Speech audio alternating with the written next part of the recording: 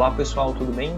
Então no último vídeo a gente falou sobre fluência e os efeitos externos que influenciam a vida e influência de um determinado componente, que eram basicamente a carga, a tensão que ele é aplicado e a temperatura.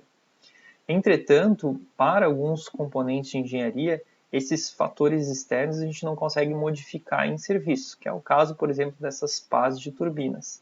Então, para otimizar a vida e influência desse componente, a gente tem que fazer modificações na microestrutura do material.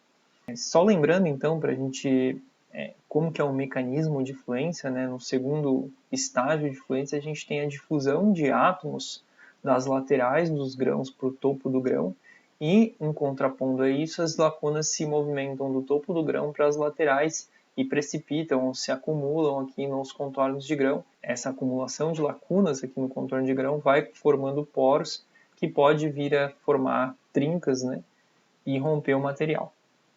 Então, as formas que a gente tem de modificar a microestrutura são em dificultar essa movimentação de átomos e lacunas, né? Então, a primeira forma é modificar ou escolher um material que tem uma estrutura cristalina complexa. Quanto mais complexa essa estrutura cristalina, mais lento vai ser a movimentação atômica, e daí a gente vai ter uma vida e influência maior de um componente, uma resistência e influência maior do componente. Além disso, a precipitação de fases complexas, né? Então, colocar impurezas no material que ultrapassam o limite de solubilidade e formem fases complexas vai também dificultar o movimento dos átomos e lacuna e, consequentemente, aumentar a resistência e influência da peça. E um terceiro ponto que é bem interessante é a questão dos contornos de grão. A gente viu, quando a gente falou de mecanismos de aumento de resistência em materiais monofásicos, que diminuir o tamanho de grão gera mais contornos de grão, que são barreira para a movimentação das discordâncias. Entretanto, os contornos de grão agora, na fluência, são caminhos de difusão de átomos e caminhos de difusão de lacunas, e locais que essas lacunas se acumulam para formar os poros e depois as microtrincas dentro do material. Então, em uma situação ideal, eles deviam ser evitados em termos de fluência. Então, em uma situação ideal, era melhor que a gente tivesse um material monocristalino, né? Que se tivesse um grão dentro do material, então a gente não tivesse contornos de grão, esses locais que seriam esses caminhos de difusão de átomos, em se tratando de fluência do material, né? Não em resistência mecânica do material.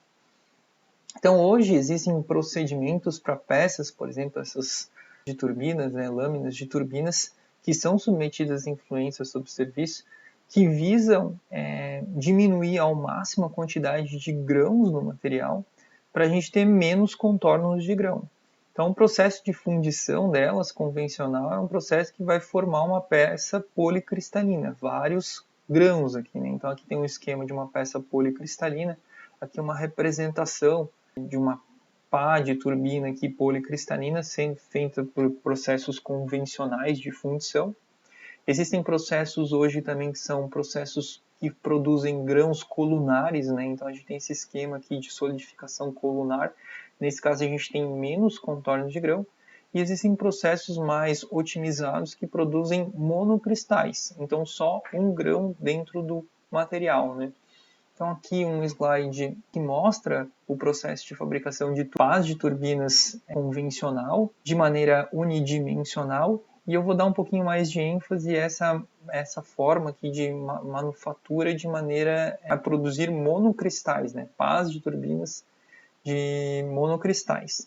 Então, basicamente as modificações no molde aí são feitas em forma de uma espiral, são criadas naquele molde, para direcionar o crescimento de grão, e há um controle bem rigoroso em termos de temperatura para a gente fazer com que esse grão, a hora que ele comece a se formar na saída dessa espiral, ele vai crescendo até atingir o último ponto de solidificação do material sem a precipitação de um segundo grão, né? Então a gente tem um material dito monocristalino. Na sequência eu vou mostrar um vídeo para vocês que vai explicar esse processo de formação de lâminas monocristalinas para turbinas. Então, pessoal, esse vídeo aqui é um vídeo que fala sobre a produção de turbinas, pás de turbinas da Rolls-Royce. Ele comenta sobre a questão do crescimento de monocristais, né, como que é o processo. Eventualmente o vídeo aqui ele tá travado para vocês aí, mas tem um link do vídeo na descrição aqui da nossa aula. Daí mostra aqui os cuidados que eles têm, né, desde da fabricação aqui da árvore ali para fazer a fundição. Toda a fabricação ali é manual, né, e envolve a produção dessas espirais ali, né, e esses espirais ali que vão fazer esse crescimento, proporcionar esse crescimento de um cristal único na estrutura, e também um controle de temperatura no forno. No próprio vídeo depois vocês também conseguem ver toda a parte de cuidados que eles têm que ter depois da produção para identificar eventuais defeitos, falta de preenchimento durante o processo de produção, para evitar que também essa peça aí venha a falhar em serviços, né? Então eles fazem técnicas de ensaios não destrutivos aí na sequência. Beleza? Então eu aconselho que vocês vejam o vídeo por completo para entender todos os cuidados que tem que ter para a gente tentar aumentar a vida e influência de um determinado componente.